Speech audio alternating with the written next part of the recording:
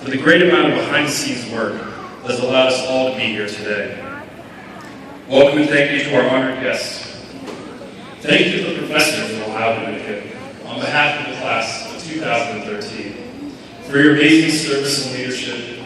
The success of every graduate in this room is a direct reflection of the immeasurable wealth of knowledge that you all have worked so diligently to give us.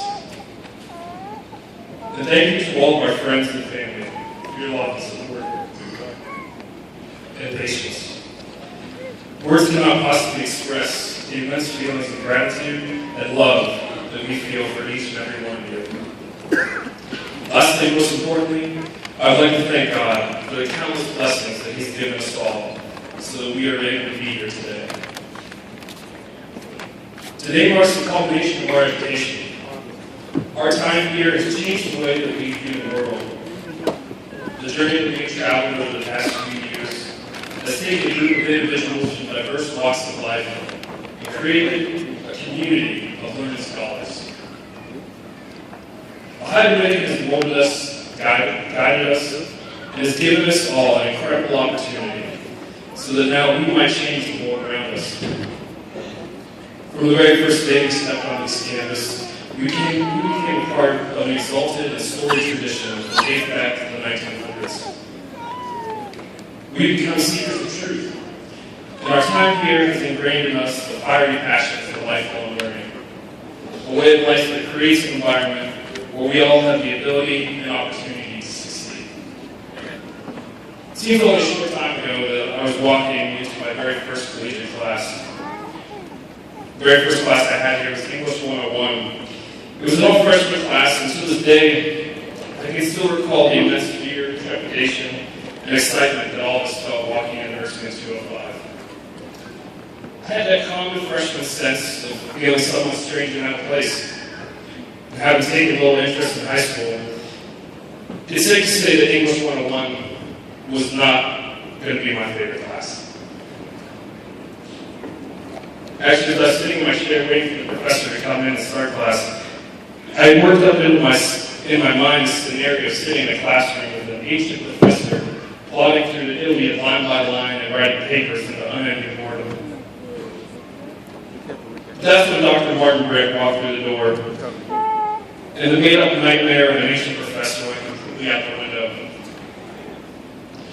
When Dr. Brick walked in, I think we were all pleasantly surprised by the image of a younger man wearing a button-up shirt, blue jeans, Converse shoes, and a pierced ear. At that point, we began going through the syllabus. The same syllabus routine that we all love to hate. And as Dr. Brick guided us through the plan for the semester, I was once again surprised to find out that we wouldn't be navigating through ancient literature, but instead, we were going through an outline of a class that eventually took us on a journey beyond the black and white and into the gray. And traversing through urban legends, folklore, myths, and even paranoia, that class quickly became, and still is to this day, my favorite collegiate class.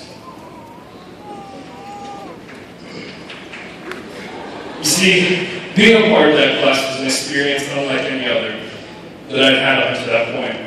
An experience that I realize now was distinctly Ohio Dominican. By distinctly Ohio Dominican, I mean just like every course and every professor on this campus. Dr. Brick's English 101 course forced you to re-examine what you thought you knew about the world around you on a very daily basis. One of the books we read from that class was called A Crying of Lot 49, written by Thomas Pynchon. Throughout the book, the main character, Edna Moss, repeatedly asked herself, "Shall I project the world?" At first I thought it was an odd question, but the more I considered it, the more I realized how appropriate that question was to attending this university. It's a question that we as lifelong learners should ask ourselves from time to time.